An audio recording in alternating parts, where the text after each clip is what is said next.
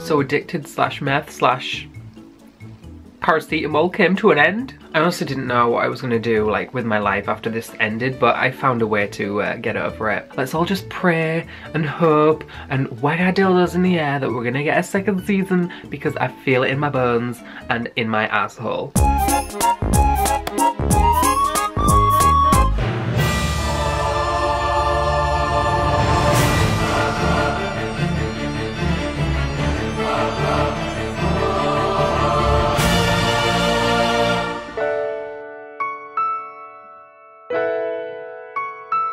So episode 11, after the events of episode 10, you know, all the drama went down, they found out they were stepbrothers, and yeah, so we're at school, Guhai's sleeping, and like those two irrelevant people are trying to ask him like, where the fuck Bai at? Cause like, it's been 2 days and he hasn't been to school. It's the next day at school and Bai's there and Gu isn't, and then like this random girl walks in and she's like, where the fuck is Gu at? And like, he's like, I don't know, and then like, she gives him like Gu's handwriting, and then he's like, oh my fucking god, I'm having an orgasm, this is amazing handwriting, I love him. Then we cut to Gu at some club getting drunk because he wants Bai's dick and he's all depressed. Then we cut back to school and like this girl is telling Bai that like he's gonna drop out of school, like Gu's about to leave this school, bitch, like you need to get your fucking shit together, because if you want your man you need to go fucking fight for him. So Bai goes and finds Bae and he's getting a massage, so he whips out the oil and starts lathering him all up and like getting him all sexual. No, that doesn't really happen, but I think we all wanted that to happen. Gu's all like, oh my god, you came back for me, oh my god, I love you, and Bai's all like,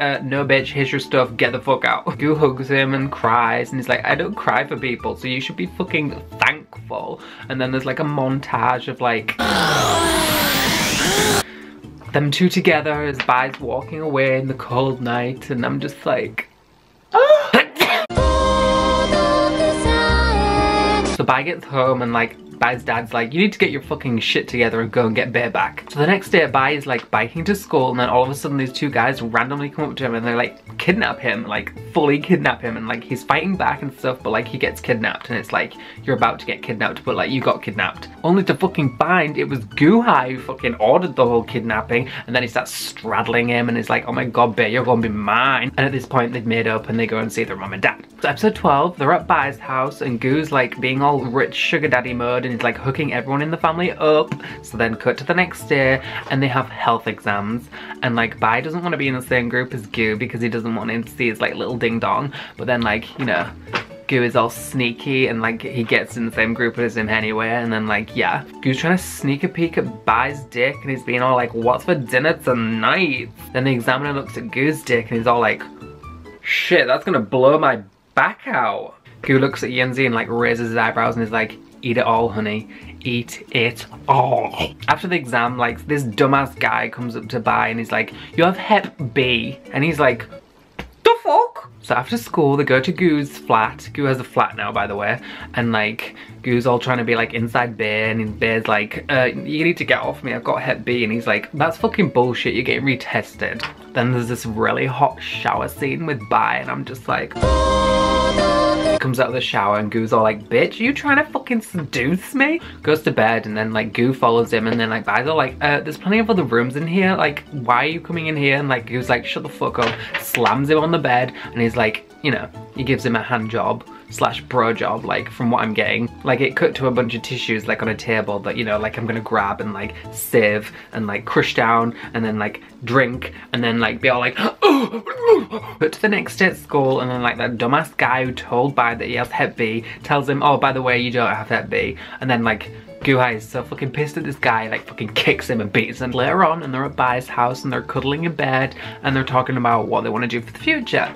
And that's the end of that episode. So episode 13, Gu and Bai are at Gu's place and Gu's got his friends around and they're all playing a game together, and he's like, this is Bae, he's smart as fuck, he's gonna win all your fucking money. So the next morning, one of those irrelevant characters comes up to Bai and he's like, help me Bai, the other relevant character won't leave me the fuck alone. And like Bai's all like, what the fuck do you want, get the fuck away. So then like he proceeds to like follow Bai the entire day, and like Goo is just pissed at the situation because he wants to be with Bai all alone all day, like every day. So it's later on and Goo's at Bai's house, and then Bai has like a massive bruise on his ankle, and like Goo proceeds to like kiss his ankle and like hug it and like fuck it. But they're in bed later, and like Goo's like fucking thirsty as fuck, and he's like gagging for it, and he's like asking Bai like, do you love me and stuff, like do you like me? And like he's like, fuck off, you already know the answer. And I'm just like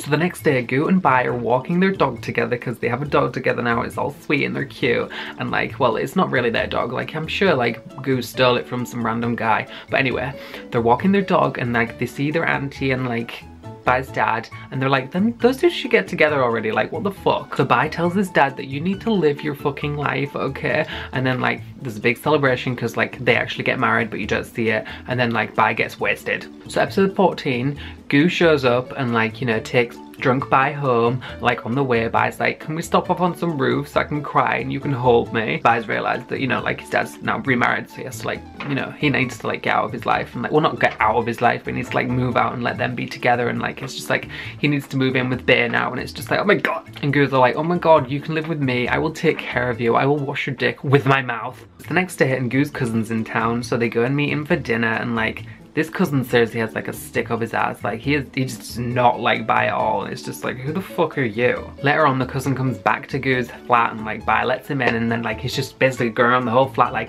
I don't like this, I don't like this, I don't like you. At one point, Goo comes out of the shower with nothing on, and like he's like, yeah, Yinzi, get it. And then like he sees his cousin there, and he's like, oh my god, fuck, you should kill me. And the cousin leaves, and like Goo's like, bitch, Bai, you're mine, get in the fucking bedroom. The next day, they're returning from school, and like they go to Goo's flat, and like they see that the door's open, and so like they go inside the door, and then like guess who's there? Fucking Bai's mum. And like Goo's pissed, and he's like, you need to get the fuck out of here because I can blow my own Bai's hair and like blow his dick off. So episode 15, Bai wakes up, and like Goo is nowhere to be seen in bed, and he's like, where the fuck is Bai? I need your dick right now. So then he goes outside, waits for Bai in the freezing cold, and it's like so cute. Bai has knitted Goo a scarf, and it's just like, oh my god. So at this point, they're walking to school, and it's like Christmas at this time, so like they get to school, and like that relevant character is trying to slip Bai like a Christmas present on the sly, which he does, and like as oh my god, I just said Zhao again.